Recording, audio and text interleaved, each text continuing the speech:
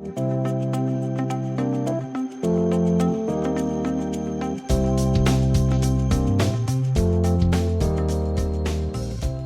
mera consciência sobre os malefícios do cigarro tem baixado drasticamente o número de fumantes. No Brasil, a queda foi cavalar, de 35% em 89 para só 9% hoje. Em grande parte graças ao Instituto Nacional do Câncer, que promove tratamento e medicação gratuitos pelo SUS para quem quer parar de fumar. Isso faz do Brasil um dos países com menor prevalência de fumantes no mundo. Nos Estados Unidos e no Reino Unido, por exemplo, 14% da população fuma. Nos países mais tabacófilos, como a Rússia, 40%.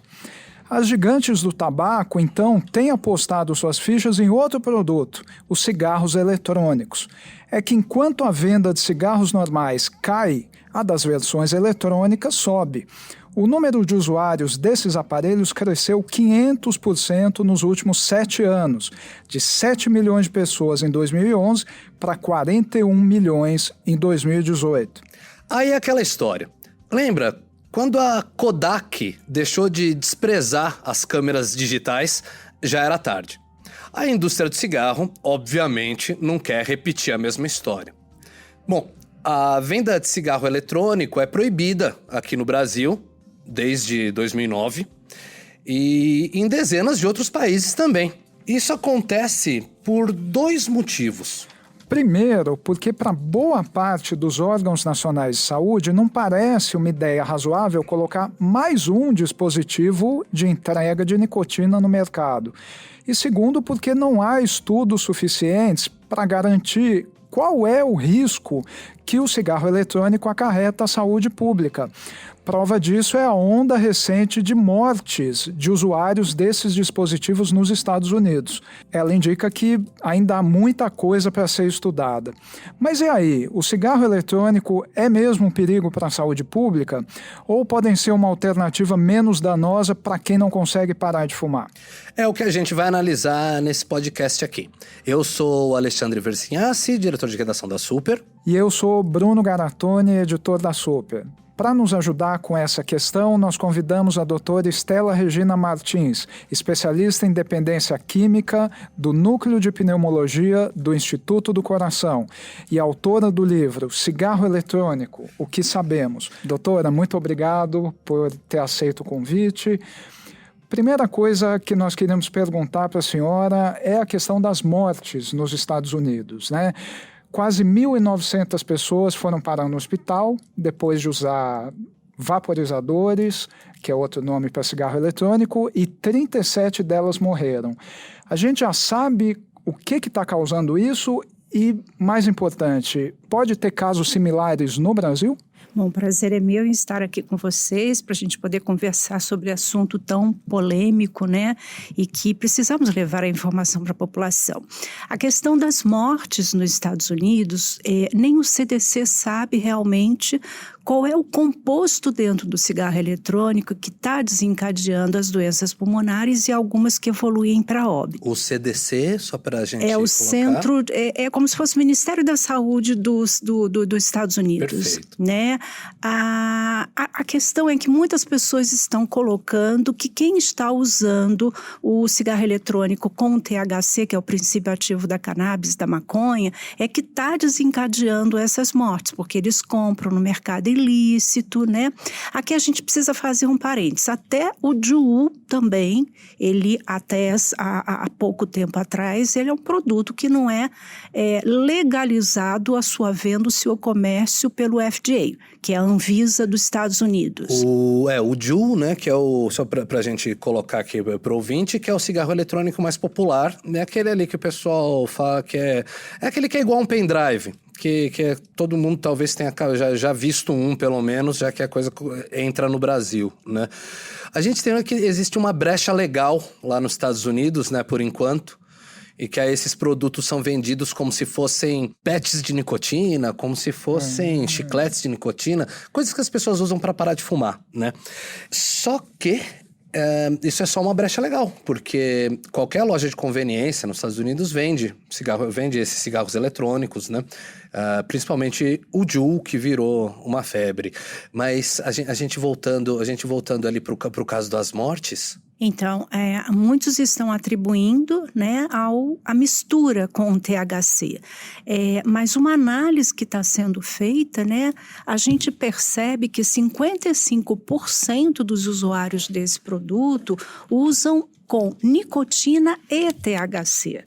Então, aqui é importante a gente ressaltar que a gente não tem ainda certeza absoluta que é o THC, que é a nicotina, ou que substância, colocaram acetato de vitamina E lá dentro, mas o CDC ainda não sabe, ele precisa analisar por muito tempo. Mas os usuários duais de cigarro eletrônico com nicotina e THC são os que mais estão adoecendo. Tá, quer dizer, a gente ainda não tem um vilão certinho, quer dizer, não dá para dizer que é o THC que está fazendo isso, que é o princípio ativo da maconha, não dá para dizer que é a nicotina, não dá para dizer que seria aquele caso que acharam também, que era o tal do acetato de vitamina E.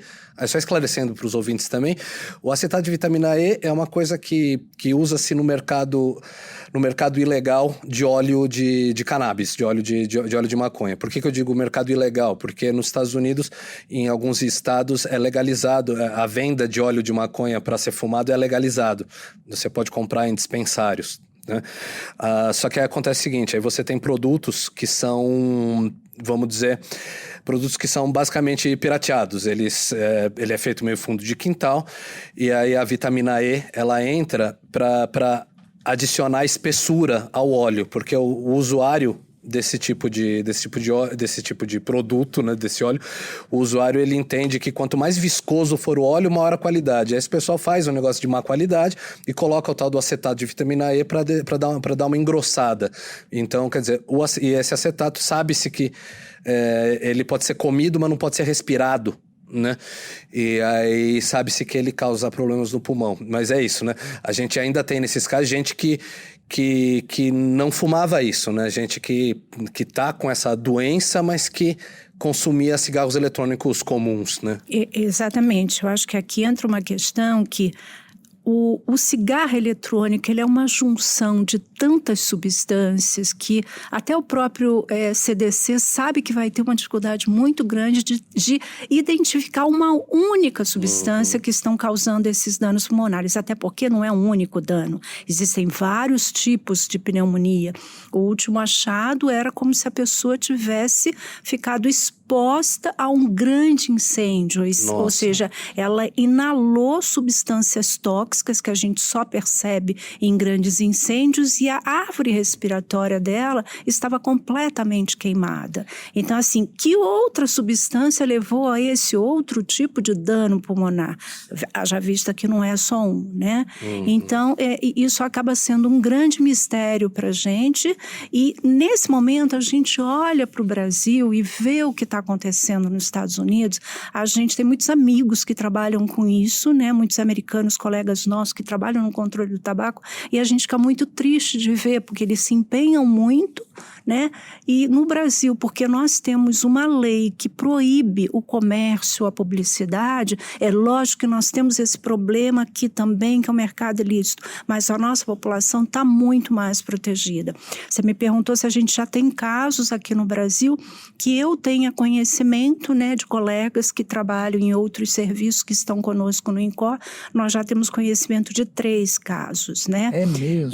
Um dos casos trouxe de fora e fazia uso com o THC, o outro, ele usava também o narguile junto com o cigarro eletrônico. Então, assim, são casos que também nós estamos investigando, estamos acompanhando, graças a Deus estão tendo evoluções boas, não temos nenhum desfecho com morte aqui no Brasil, até onde eu tenha conhecimento. Porque a pergunta que eu ia fazer era justamente essa. Por que num produto usado de forma universal, por que a gente tem isso circunscrito às fronteiras dos Estados Unidos? Então, eu acho que tem muito a questão da legalização dessa substância, né? Quando o cigarro eletrônico começou a aparecer no mercado, ele abrangeu a Europa, enfim, o mundo inteiro. Quem conseguiu se precaver de proibir, está com uma população mais protegida. A gente aqui tem duas questões, ou seja, 2 cenários completamente diferentes. O Reino Unido, né, que está preconizando, né, inclusive o Ministério da Saúde dele está preconizando o uso desse produto, que é uma coisa muito questionável para a gente que estuda tabagismo, porque não temos evidência científica nenhuma que ele ajude na cessação. E o que a gente observa no Reino Unido é retirar o cigarro tradicional e migrar para o cigarro eletrônico. E eles estão usando como se isso fosse um sucesso, mas a pessoa continua dependente de nicotina. E a maior parte deles continua com o que chamamos do uso dual. Continua fumando cigarro tradicional e o cigarro eletrônico. Ou seja, daqui a 30, 40 anos, a gente não tem como mensurar que danos existirão nessas pessoas que fazem uso dos 2 produtos. Uma outra questão de diferenciação entre a nossa realidade e o Reino Unido, a prevalência de tabagismo, como você mesmo citou, Bruno, lá 14%, a nossa é 9,3%. Então, nós temos cenários completamente diferentes. Aqui, no Brasil, a gente já tem uma política de tratamento na rede pública, está começando agora também na rede privada. A Associação Médica Brasileira conseguiu, junto à Agência Nacional de Saúde, que os planos de saúde começassem a estudar a saúde suplementar, começassem a estudar, inserir isso dentro do direito do seu associado de poder fazer esse tratamento. Então, no Brasil, a gente ainda tem que ampliar a rede no nosso SUS. Então, temos tanta coisa a fazer e o nosso cenário de prevalência é muito melhor do que o deles. Ou seja, uma outra questão que é importante a gente ressaltar, no Brasil nós não temos o que lá fora se classifica como fumante pesadíssimo. A nossa média de consumo de cigarro aqui são 14 cigarros dia. A deles é de 20 ou mais. Então, assim, o cenário deles é diferente. Também não conseguimos entender o porquê eles estão tomando esta decisão. Aliás, não somos nós, o mundo não consegue entender por que eles estão tomando essa decisão de estimular as pessoas a fazerem essa troca. Nós até estivemos essa semana com um dos professores do Queen Mary, que é um hospital de Londres super reconhecido, e a gente teve a oportunidade de tirar algumas dúvidas com ele de como é que ele trataria, porque essas pessoas continuam dependentes do cigarro eletrônico. Sim. Como é que ele trataria essas pessoas para poder retirar esse cigarro da vida delas. Ele não soube explicar claramente para a gente, né? E uma outra questão é que o que nós questionamos junto a eles, porque a dependência de nicotina, a gente coloca ela como sendo 3 bases para formar essa dependência. Então, eu tenho a dependência à substância nicotina, que é uma droga estimulante do sistema nervoso central, mas eu também tenho a dependência comportamental, que é eu termino de comer, tomo um cafezinho, me dá gatilho para fumar. E eu tenho a dependência psicológica. Então, na medida em que você resolve tratar a dependência de nicotina com esse produto, com certeza os 2 pés, que é a dependência psicológica e comportamental, não estão sendo tratados. Eu entrevistei alguns médicos que defendiam que pelo menos em lugares em que a prevalência de fumantes fosse muito, muito grande, tipo Rússia ou Grécia, que aí a gente tem números que são 40% da população em geral e, coincidentemente, 70% entre os homens. E no mundo inteiro a prevalência entre os homens é maior. E que é isso, você tem nos países muito tabagistas, né? Basicamente todos os homens fumam, né? E que nesses lugares, pelo menos, faria sentido você ter a versão eletrônica pelo fato de que o número de substâncias danosas seria menor no eletrônico. Mas esse que é um ponto que eu queria chegar. Também conversei com outros médicos que eles colocam e falam, não, tudo bem. O cigarro a combustão, cigarro normal, ele solta 7.000 substâncias, né? Sendo que algumas centenas delas são carcinogênicas, causam câncer, né? E até as que causam indisposição, problemas na hora mesmo. Se você acorda e fuma um cigarro, você não consegue correr de manhã, sabe? Tem gente que consegue, mas é quase impossível. O que acontece? Alguns médicos também me colocaram e falaram, não, tudo bem, você não tem 7.000 substâncias no eletrônico, você tem ali algumas centenas, porque como o negócio não entra em combustão, ele não solta tanta substância. Né? Essa é a grande lógica ali por trás.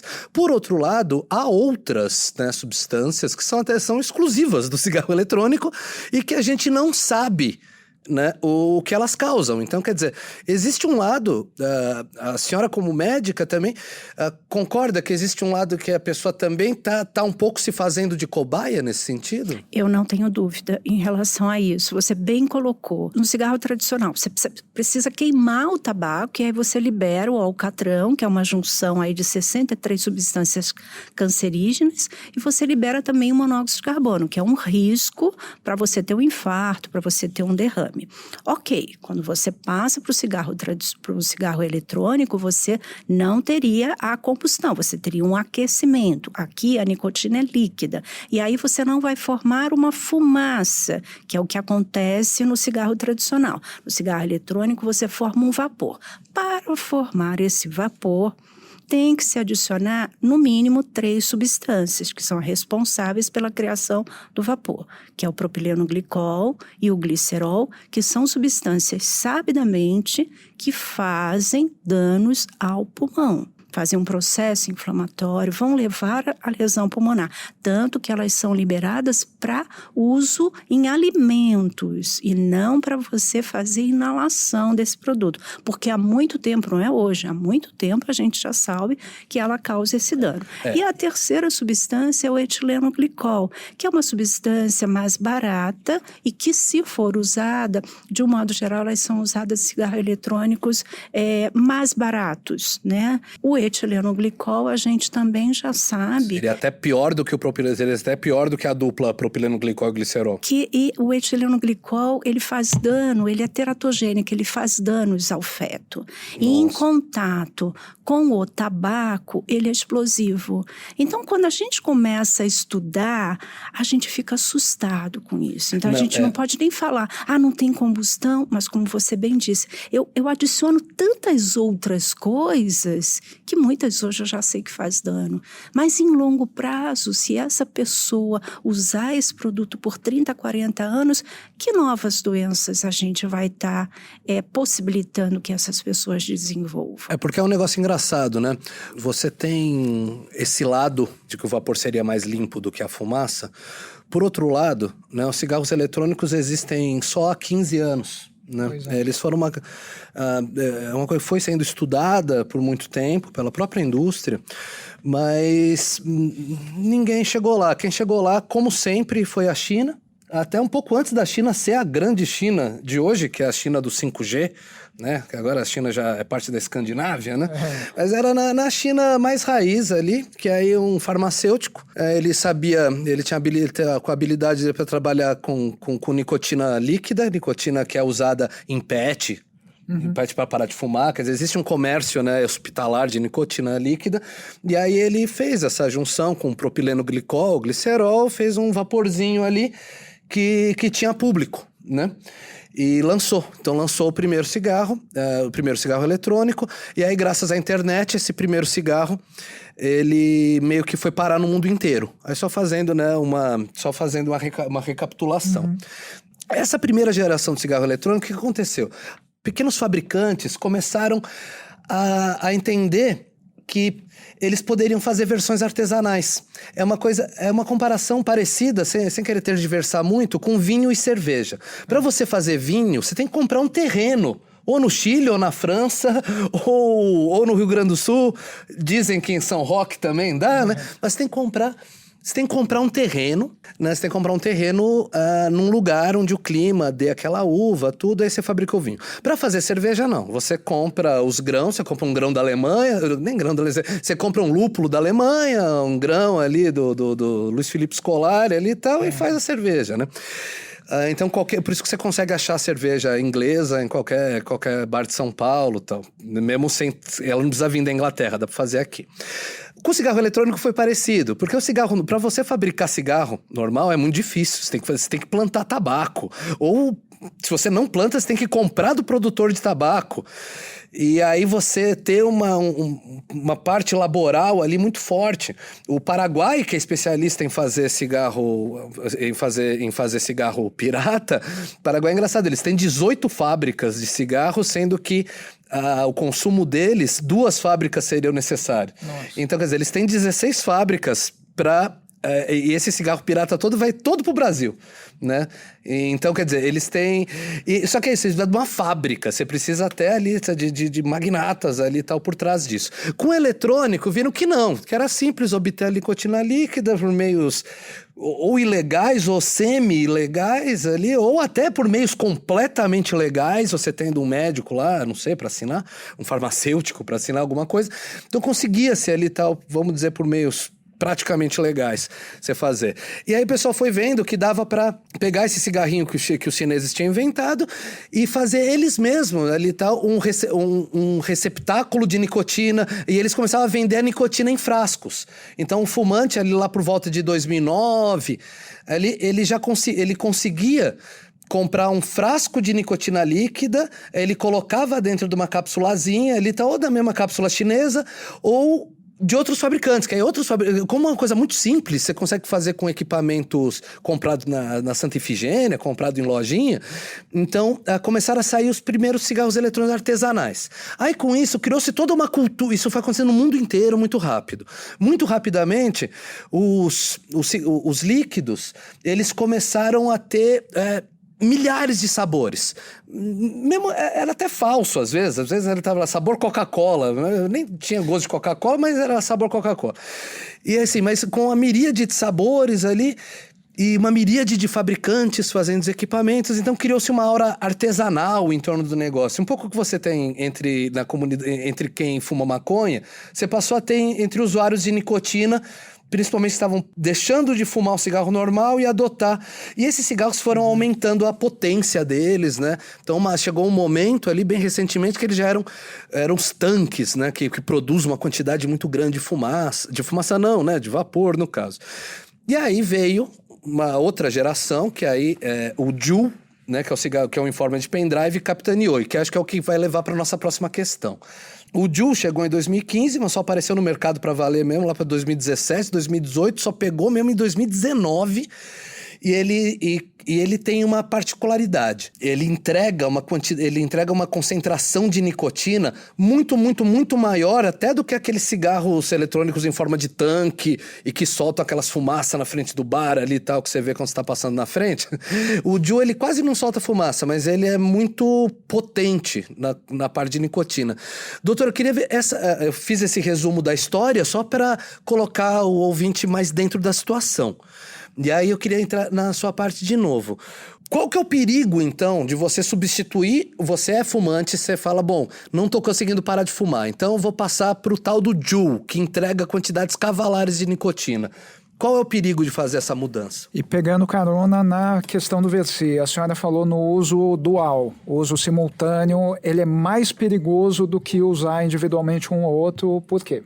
E até deixando claro, não estou falando o perigo de fazer a mudança, deixando claro, não é o perigo de deixar o cigarro e fazer outra coisa. Porque, sinceramente, se você parar de fumar e começar a tomar, né, a beber detergente, tipo, nem é tão absurdo. Só estou dizendo ali, tá? O ideal é parar de fumar, mas só estou dizendo ali. E aí, o Juul, ele pode ser um objeto interessante para quem quer parar de fumar ou não? Ou ele pode não complicar certas coisas? Então, vamos separar. Vamos abordar a questão do Juul para cessação e a questão do Juul com tantos aditivos, flavorizantes, aromas, sabores, né? Para quem que ele serve, né? Com quem que ele conversa.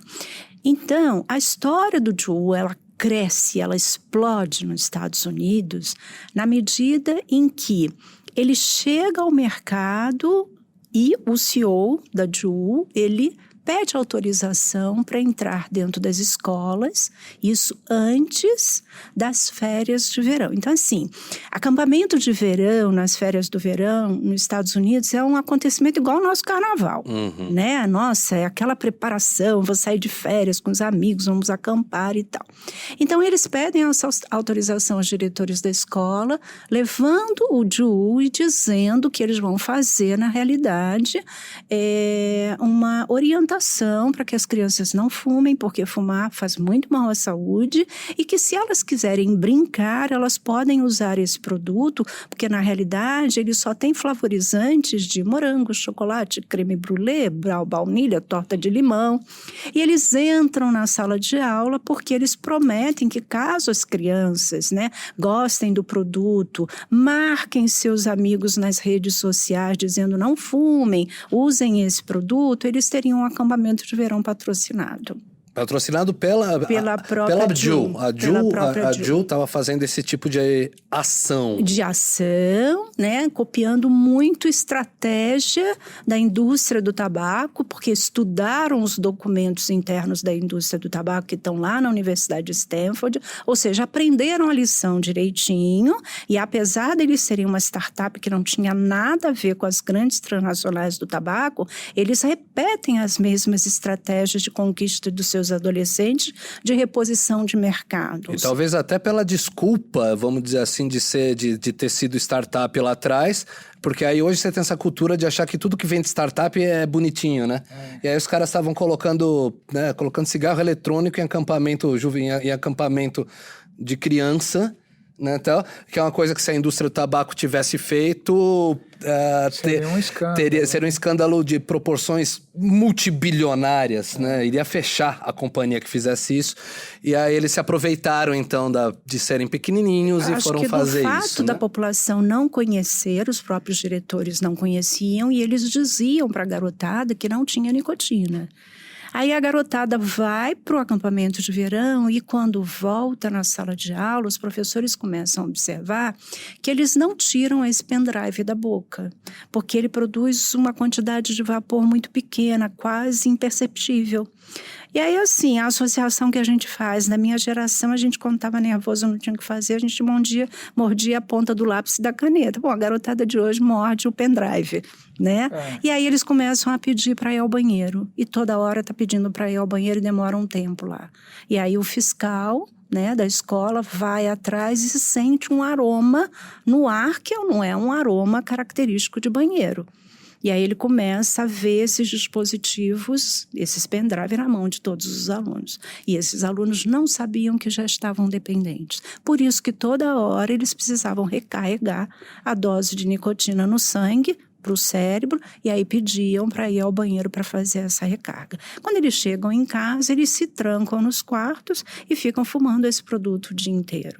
Muitos adolescentes nos Estados Unidos, eles passam a ter um comportamento que a gente só vê em usuários de droga muito pesada, que é a agressividade, afrontando os pais, dizendo que vai sair de casa, vendendo objetos pessoais. Então, eu vendo meu tênis de marca, compro um tênis mais barato para poder sustentar a minha dependência à nicotina. E aí eu não tenho mais dinheiro para comprar o pod, que é aquele refil que vem a nicotina líquida do JUU, que ele é mais caro. Aí vem um mercado paralelo, pegando carrinho, nesse mercado criado pelo JUU, com outros sabores, obviamente. Então, eu chego com o mercado ilícito com sabores diferentes e muito mais barato. Ou seja, a garotada que está dependente precisa comprar esse produto.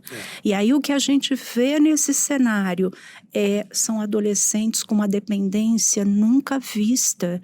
Os colegas de Harvard e de Oxford, eles nos dizem que o tratamento que nós temos preconizado a nível mundial para tratar o dependente de nicotina do cigarro, ele não serve para esses adolescentes. E aí a gente entra numa questão que é, o que tem dentro de JUU que causou esta dependência tão severa? O cigarro eletrônico, ele tem nicotina e ácido benzoico. Quando você junta os dois, você forma o sal de nicotina. Cigarro eletrônico antes da geração JUU tinha no máximo 2 miligramas por ml de sal de nicotina. O Juul chega ao mercado com 44 miligramas por ml de sal de nicotina.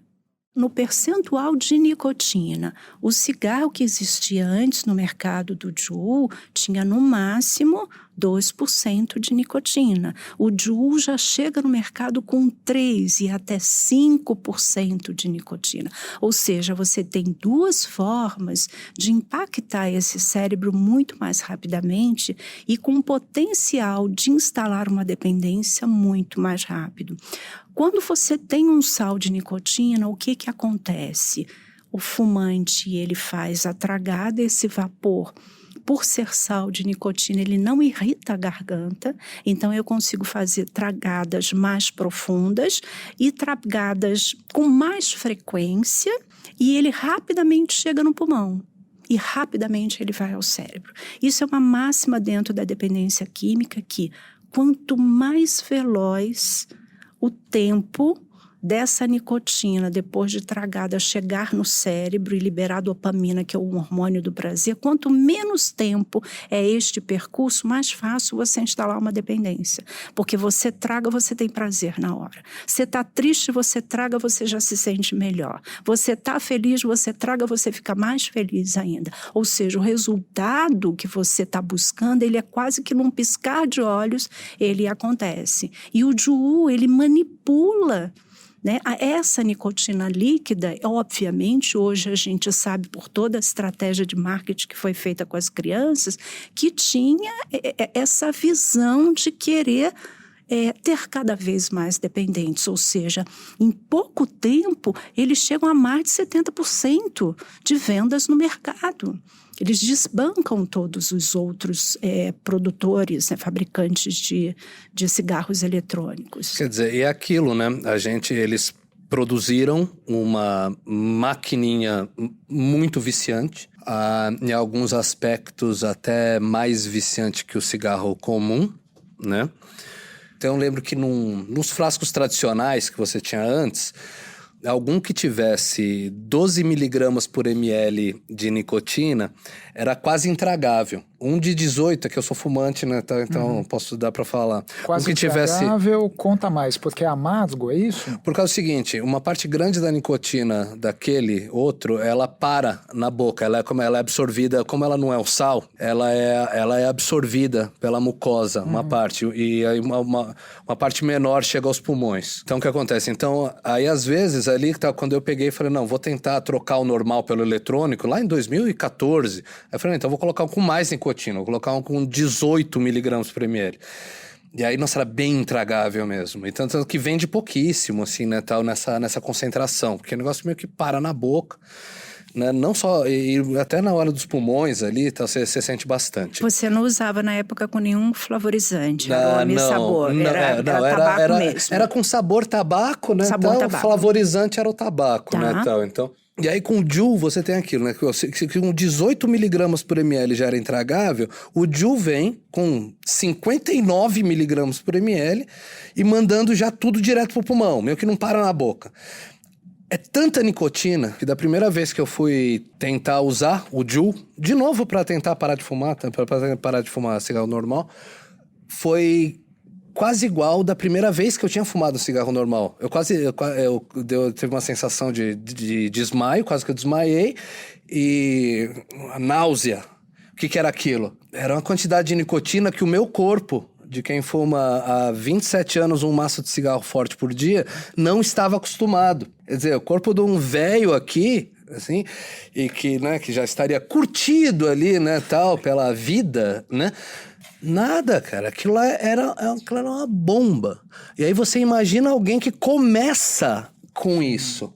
Aí fala, não, mas o vapor é menos tóxico. Peraí, primeiro, igual a doutora estava falando, a gente não sabe, né? Os cigarros eletrônicos, eles estão aí há 15 anos, a explosão deles é um negócio meio que desse ano. Então, por exemplo, para a gente ter um volume de usuários para poder ter alguma coisa que os médicos chamam de, para poder fazer algum teste epidemiológico, para poder entender o que é um epidemiológico. É quando você sabe que a população inteira, nos anos 50, 40, 50, você sabia que a população inteira fumava cigarro que nem louca e você começou a ver câncer de pulmão subindo. Aí você fala, opa, tem uma ligação aqui. Se começar a ter, vamos colocar um exemplo completamente leigo, se você para você começar a observar uma subida de casos de AVC, porque essas pessoas estão consumindo nicotina numa quantidade muito grande. Ah, mas não existe ligação entre o consumo de nicotina e AVC. Um fabricante poderia me falar, não existe, mas tipo, se for provar, se ficar claro que existe, só vai ficar claro daqui 5, 10 anos. E aí aquela coisa, o que existe hoje, né? Queria entrar... A gente tem pesquisas hoje que mostram que a nicotina sozinha já causa câncer. Né, que a nicotina sozinha, ela já é carcinogênica. E que que o vapor de cigarro eletrônico, a gente já tem estudo mostrando que causa câncer em ratos.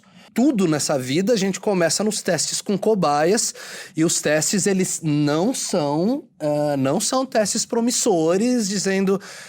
fumantes, igual o Reino Unido faz, né? Reino Unido, né, igual a doutora explicou agora há pouco, de que eles colocam um programa, eles têm o Ministério da Saúde deles, né, tem um programa que fala, não, gente, para de fumar o normal, fica com o eletrônico que vai ser menos mal para você. Mas aí tem uma outra questão que eu queria colocar, até como fumante mesmo. De quando eu tentei parar de fumar para ficar sem cigarro, claro, mas sem substituir por nada, foi uma experiência bem interessante, porque eu tava vendo que eu tava me livrando de vícios, né? Aquela coisa, você comeu e precisa fumar depois, aí você vai descobrindo, você vai sentindo novos sabores, né? A vida vai ficando... Até a cerveja fica mais gostosa, veja só, né? Aí, no fim, ali, achei que eu já tinha vencido o cigarro, aceitei um trago de uma amiga minha e voltei a todo vapor, né? E quero parar de novo. O problema, quando eu fui tentar a mesma coisa com os eletrônicos, eu continuava acordando precisando de nicotina, eu continuava precisando de nicotina a cada 40 minutos. Enquanto você estiver prisioneiro da nicotina, cara... E aí tem um outro problema. Uma hora a bateria desse negócio acaba, sabe? É igual o celular. A bateria do seu celular já acabou alguma vez na sua vida? Já, a cada 3 dias. A bateria do eletrônico acaba, mesmo que alguém invente ali um negócio que seja com risco comprovadamente mais baixo, dali acabou tua bateria, você é um viciado, você é até mais viciado em nicotina do que você era. Esse que é um ponto, vamos deixar bem claro. Se você mudar para um Juul da vida, você vai ficar mais viciado do que você era. Isso eu não tô nem falando, eu tô falando até como jornalista mesmo, de colocar pontos das muitas conversas ali com usuários de Juul, com gente que só usa Juul, não usa cigarro. Eles usam 2 pods por dia, que equivale a 2 maços de cigarro por dia. Nossa. É raro você ver hoje um fumante de 2 maços. É muito difícil. Igual você tinha antigamente, que era muito comum. Hoje é muito difícil, igual a doutora Estela também falou, né? Que no Brasil não é tanto ali, né? O fumante típico de Juul, ele consome uma quantidade maior de nicotina. Por quê? Porque vem mais nicotina. A nicotina leva a mais nicotina. Sim. E aí você tem uma pessoa que é mais viciada ainda. E aí nisso, uma pessoa que é mais viciada ainda, acabou a bateria. Daí pra ela ir na padaria e começar a fumar cigarros normais, tranquilo também, sim, né? Porque... Doutora, por que é mais perigoso misturar cigarro eletrônico com cigarro comum, ainda mais perigoso do que consumir qualquer um dos dois isoladamente? Porque você está associando 2 formas de entrega de nicotina. E por que se faz isso, né? Como o Alexandre bem colocou. Ou porque o cigarro eletrônico não está satisfazendo a quantidade de nicotina que você está precisando, ou porque o tempo que ela fica circulando no corpo pode ser pequeno, pode ser menor do que no outro, não sabemos. Isso é especulação. A gente está tentando entender qual é a fisiologia, como é que essa nicotina fica dentro do corpo de um vaporizador, né? Mas o que a gente sabe é que se o cigarro já faz mal, e muitos danos do cigarro tradicional a gente demorava 30, 40 anos para ver, os danos em curto prazo do Juul A gente está vendo em muito pouco tempo. Às vezes, o adolescente está usando há 1 ano esse produto e já teve uma doença pulmonar muito séria. Como é que vai ficar o pulmão desse menino, dessa moça? Às vezes, eles têm 11 anos de idade. A gente já está com 37 mortes. Então, os danos em curto prazo, eles estão aparecendo muito rapidamente. Possivelmente porque o uso é intenso por tudo que nós falamos da concentração de nicotina e de sais de nicotina. Agora, uma coisa interessante que a gente precisa esclarecer à população, o que se coloca aqui, o cigarro eletrônico ele é 95% mais seguro, menos riscos à saúde do que o cigarro tradicional. Que é o que o Reino Unido adotou para fazer a propaganda ali da campanha deles, né? E aí é importante a gente esclarecer de onde veio essa máxima. Na realidade, foram umas 12 pessoas, né, que não trabalham com o controle do tabaco, nem todos são cientistas, e eles se juntaram e resolveram em 2 dias tirar um número. Eu pesquisei isso, tem advogado lá no meio, tem líder gente comunitário, que não entende, né? e foram, alguns tinham conflito de interesse com a indústria do tabaco, eles deixaram isso claro, ou seja, eles receberam dinheiro para participar deste evento, e não se sabe, porque quando você descobre uma coisa dessa, no mínimo você tem que publicar isso numa revista científica de alto impacto. Porque você fez uma descoberta fantástica de um produto que é 95% mais seguro. E isso não foi publicado. Fizeram, na realidade, uma coletiva e soltaram aqui e ali na imprensa. Sabe aquela coisa que você vai repetindo e de repente ela se torna uma verdade? E esse estudo que eles fizeram, ele nunca conseguiu ser explicado ao certo, nem replicado. Uma coisa que é máxima em ciência. Se eu descubro uma coisa, você vai ter que fazer a pesquisa e descobrir a mesma coisa que eu descobri. O Bruno vai fazer e vai descobrir. Isso se chama replicabilidade, ou seja, o meu estudo está certo e ele foi corroborado por vocês. Ninguém consegue reproduzir isso. Mas ninguém mais que defende esse produto está interessado nisso, porque comprou esses 95% como uma verdade.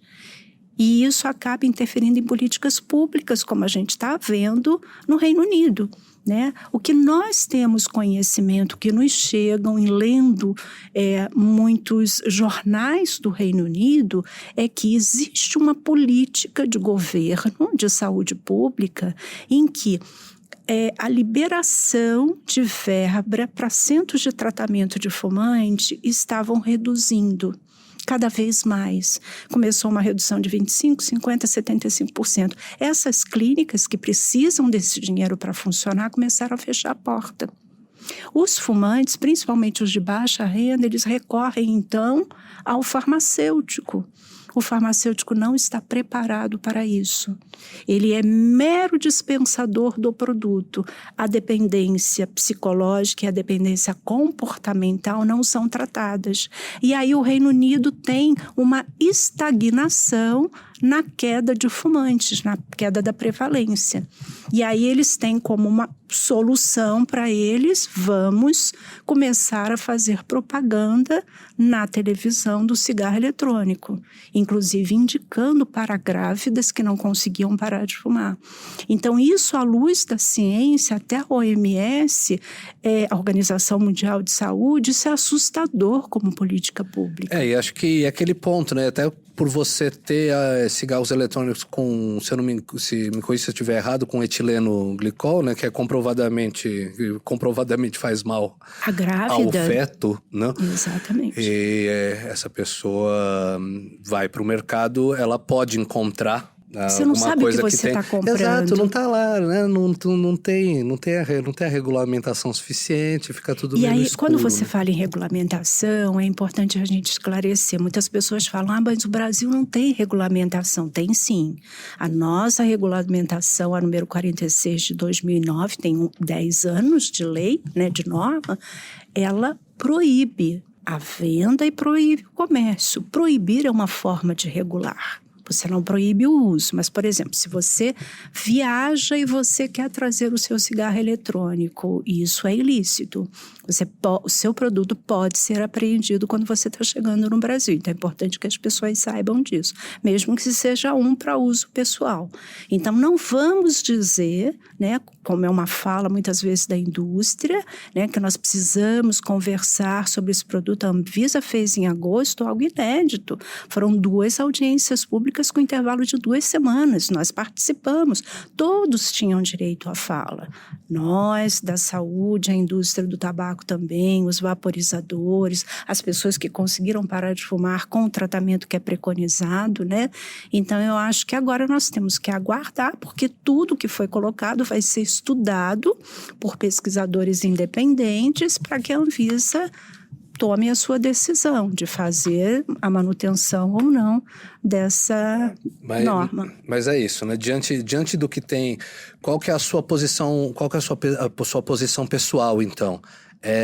Da gente manter a proibição enquanto não se souber mais sobre cigarro eletrônico? Com certeza, porque eu acho que você liberar esse produto, a primeira coisa que a população de fumantes vai entender é: esse produto realmente faz menos mal à saúde.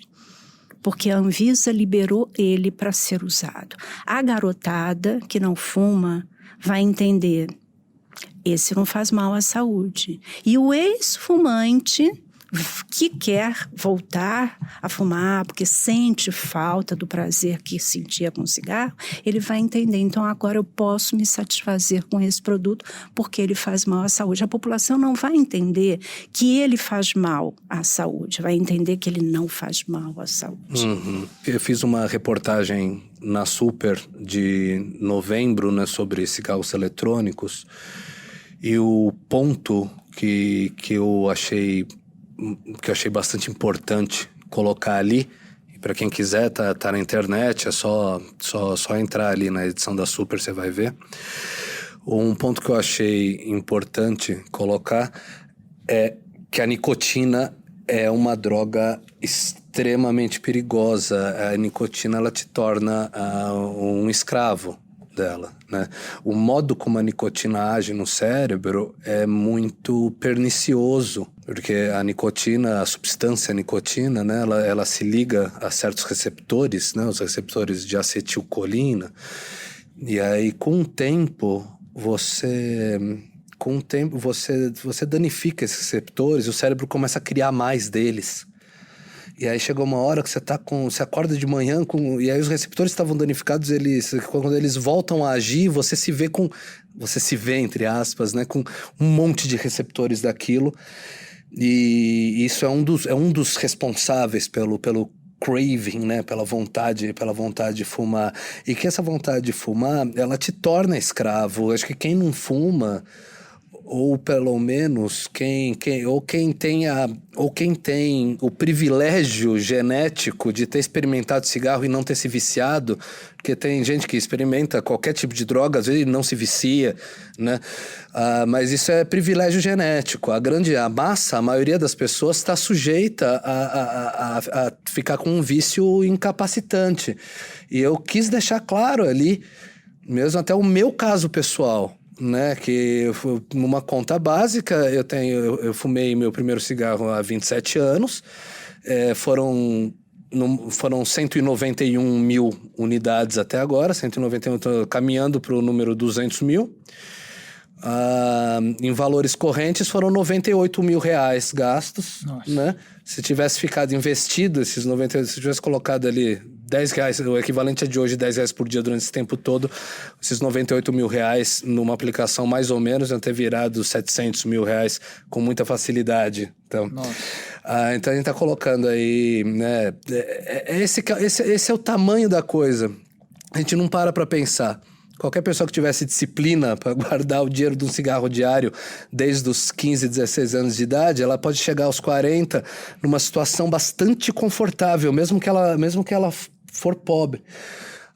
Só que assim, com saúde, né? E com saúde, é que eu tô falando só no dinheiro aqui, porque aí às vezes chama mais a atenção da pessoa, sabe? E é aquilo. E tipo, quase ninguém tem disciplina, só se for Warren Buffett, Tio Patinhas, esses grandes sujeitos aí que conseguem ter disciplina para juntar dinheiro. A nicotina, ela faz você gastar ali R$10 por dia porque ela é muito viciante. O Drauzio Varela, né? Nosso querido Drauzio Varela, ele costuma repetir bastante, né? De que ele vê o pessoal largar, ele viu muitos presidiários largarem o crack e não conseguirem largar cigarro. Ele pega, não, é isso, é mais fácil largar crack do que largar cigarro. Vê-se, o cigarro eletrônico, nessa sua experiência, não te ajudou a parar com cigarro convencional, né? Cada um tem uma experiência, né? Então, eu sei de casos ali que as pessoas trocaram. No meu caso, não, eu não troquei. Porque você tem uma questão que os médicos chamam de farmacocinética, que é a forma como você está consumindo a droga. A forma não, é a velocidade, digamos assim, como a droga entra no seu organismo. Crack e cocaína são a mesma droga. A diferença está na forma como ela entra no organismo. Na forma de crack, aquele negócio entra com muito mais força, muito mais violência no organismo e a pessoa fica mais viciada. Cigarro eletrônico ou cigarro normal. Apesar do cigarro eletrônico ali ter essa parte essa bomba de nicotina e tudo mais, a farmacocinética do cigarro a combustão, ela é mais rápida, ela é mais satisfatória para o fumante. O fumante sente-se locupletado. Então é difícil trocar uma coisa pela outra. Ao mesmo tempo em que aí eu reitero aqui, se você está o dia inteiro fumando o cigarro eletrônico, a grande coisa é essa, a cada 40 minutos você está louco para fumar outro cigarro. Se você para de fumar Aerol, nem eletrônico, não fuma nada, você tem o prazer de testemunhar que no primeiro dia você não aguenta 40 minutos, no segundo dia vira 2 horas. No quarto dia você não pensou direito em cigarro, você fala, caramba, eu consegui me livrar, né? E aí muita gente cai nessa armadilha, acha que conseguiu se livrar, mas para se livrar de cigarro é meses, é ano, então não pode cair nessa. Doutora, como faz para parar? Seja com cigarro comum, seja com eletrônico, qual é o tratamento? O que a pessoa deve fazer? Então, eu acho que a pessoa deve primeiro querer, né? Se um fumante não está pronto, ele não quer parar de fumar, nós, como profissional de saúde, não existe milagre, né? Porque é um tratamento, na realidade, que é um tratamento compartilhado, né? Nós vamos junto, ajudando e facilitando e retirando os sintomas desagradáveis da síndrome de abstinência, que é irritabilidade, insônia, né? Às vezes fica muito ansioso, enfim. Nós temos várias formas de tratamento, mas também não adianta somente usar a medicação. Como eu falei, nós temos que tratar da dependência psicológica e da dependência comportamental. Então, o tratamento correto, ele aborda tudo isso. E nós temos uma gama muito grande de medicamentos à base de nicotina. No Brasil, a gente tem pastilha, goma ou os adesivos, que são os PETs. E a gente tem os medicamentos não nicotínicos também, que agem no cérebro. Isso, que eles agem no cérebro, né? Que é o cloridrato de vareniclina, o tartarato de vareniclina ou o cloridrato de ibupropiona, que são medicações que precisam ser acompanhadas pelo médico, nem todo mundo pode usar, que tem suas contraindicações. Então, nós temos que ver qual é o melhor medicamento.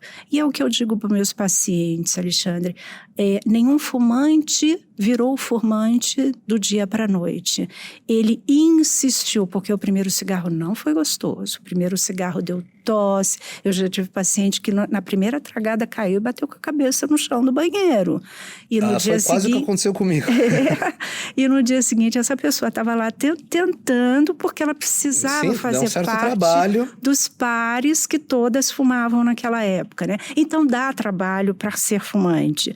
Como também você tem que se empenhar da mesma forma para parar de fumar. Mas que é possível, eu acho que porque não conseguiu a primeira, a segunda, eu acho que mesmo hoje, quem está usando o vaporizador deveria sim continuar cuidando da sua saúde, procurar periodicamente um médico para fazer a avaliação cardiológica e principalmente pulmonar, para ver se está tudo bem, porque quanto mais precoce a gente identificar algum dano, melhor, né?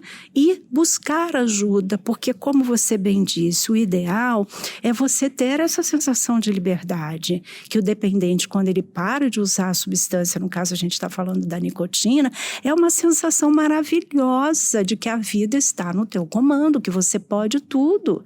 Eu já tive pacientes meus que pararam de fumar e que a vida virou para algo muito melhor, não só pela saúde e pelo dinheiro, mas questões que eles achavam que não tinham capacidade de resolver na vida, né? Como um emprego que não está bom, um relacionamento que não está bom, e conseguiram mudar a vida para melhor, né? Então, eu acho que parar de fumar é uma forma de autorreconhecimento, de libertação, de muitas tristezas, de muitas angústias, de muitos hábitos que não te fazem bem na vida, não só o cigarro. É possível? Claro que é possível, senão nós hoje já estaríamos pensando na possibilidade desse novo produto. Agora, uma coisa que eu queria deixar aqui para vocês, o porquê não acreditamos que isso nesse momento seja uma solução. A indústria se diz muito querendo ser parceira da saúde para ajudar a resolver o problema das doenças tabaco relacionadas. E aí fica o questionamento. Na nossa lei, né, na nossa norma, a regulamentação da Anvisa, que proíbe o comércio e a publicidade desse produto, existe um item em que a indústria do tabaco pode solicitar a liberação deste produto como um produto para cessação do tabagismo. E por que ela não faz isso?